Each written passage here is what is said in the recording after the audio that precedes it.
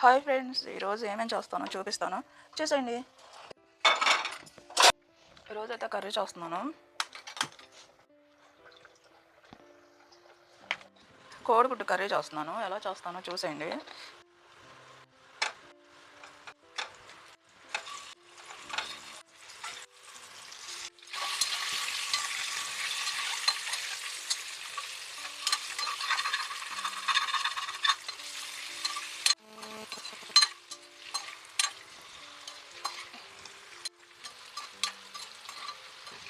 ఒక్కొక్కసారి మనం కర్రీ చేస్తూ ఉంటాము.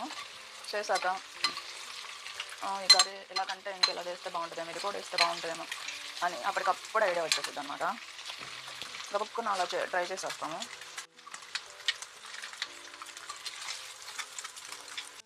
ఇలా ఎంతమందికి అలా అనిపించింది కామెంట్ బాక్స్లో తెలుపుతాను. ఇందాక ఇందులో వేసిన నూనె తీసేసాను అనమాట. ఉల్లిపాయ ముక్కలు నేనైతే బాగా కోసాను. 2 పచ్చిమిరపకాయలు, పసుపు,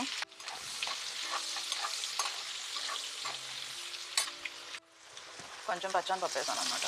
ఎంత కొంచెం ఒక స్పూను.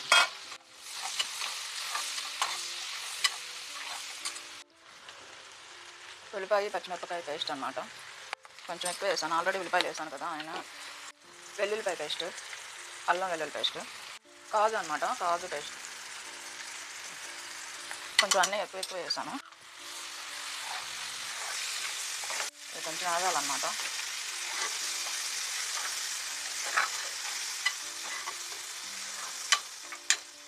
కొంచెం పచ్చివాసన పోయేంత వరకు ఎగితే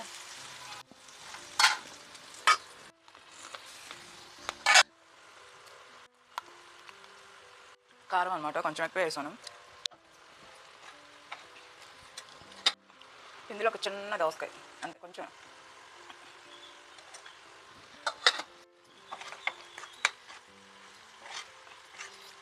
ఇప్పుడు అసలు వేసేస్తాను. వాటర్ వేసేసి నూనె పైకి వచ్చేదాకా ఉడకనిచ్చేస్తాను.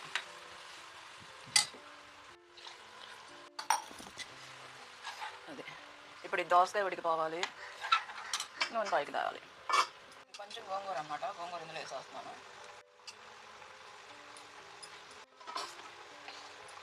చిన్న దోసకాయ ఒకటి వేసాను. ఇందులో 1 స్పూన్ అంటే 1 స్పూన్ పచ్చనిపప్పు వేసాను. కొంచెం గోంగూర వేసాను. ఇప్పుడు ఈ గోంగూర అంతా ఉడికిపోవాలన్నమాట. కొత్తిమీర కూడా వేసేసాను.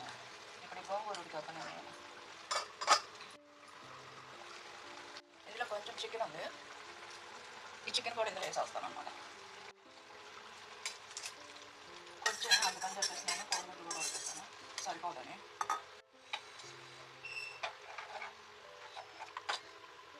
అది కూడా కొంచెం గుడ్లు కూడా వేసేస్తున్నాం.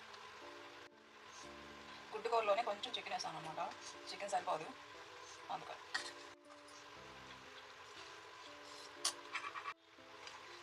ఈ గోంగూరనే ఇది బాగా ఉడకనివ్వాలి, ఎందుకంటే గోంగూర పులుపు కూడా దీనికి పడితే బాగుంటుంది. అందుకని చెప్పేసి గోంగూర ముందే వేసేసాను. అప్పుడు చూస్తాను, చాలా బాగుంది. గోంగూర వేసాను అనమాట. కొంచెమే గోంగూర, 1 స్పూన్ పచ్చనిపప్పు, ఒక చిన్న దోసకాయ, కొంచెం గోంగూర, కొంచెం చికెన్, కోడిగుడ్లు అనమాట. ఇంకేం అవసరం. కొంచెం గరం మసాలా వేస్తాను, ధనియాల పొడి ఒక్కటే వేస్తాను అంతే. చాలా బాగా గిరవి వచ్చింది. కొంచెం మగ్గనిచ్చేసి తీసేస్తాను, కొంచెం ఉడకనిచ్చేసి.